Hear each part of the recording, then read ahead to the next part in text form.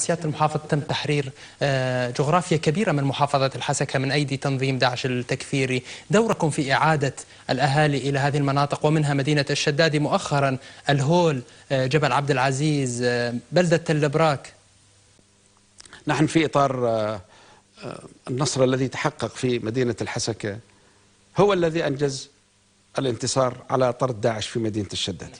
لولا هذا الصمود الأسطوري والبطولات والدماء العظيمة التي هدرت ونزفت في مدينة الحسكة في أحيائها لم يتحقق هذا النصر الذي تحقق بطرد داعش من مدينة الشدادي ومن الهول. نحن الشدادي مدينة ذات جغرافية كبيرة جدا وتجمعات سكانية كبيرة جدا، والإخوة المواطنين الذين كانوا يتواجدون في تلك المناطق مروا بظروف من أصعب الظروف ومن أقساها، لكن القسم الأكبر منهم كان مع الوطن وكان معنا وكان يتواصل معنا، وكنا نمد يد للعون لهم من خلال بعض المساعدات التي كنا نتمكن من تقديمها. هؤلاء المواطنين ثبتت الأيام عندما ذهبت داعش عادوا إلى الوطن حفاة ورافعين الأعلام وممجدين بسوريا صحيح. وبتاريخها وبعظمتها وبقائدها.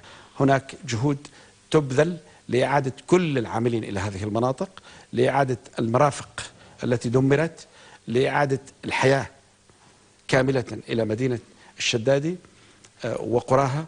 أيضا نريد أن نزرع ثقة بين الدولة وبين المواطن، ونعطيهم الأمن والأمان، ونعطيهم الثقة بأن الدولة دولتهم، وبأن الظروف التي مروا فيها نحن ندرك مخاطرها ونقدر الوضع الذي هم فيه. سنلزم كل العاملين أن يعودوا إلى منطقة الشدادي إن شاء الله، كل العاملين. وأيضا سنعيد فتح المدارس ونوزع منهاج وزارة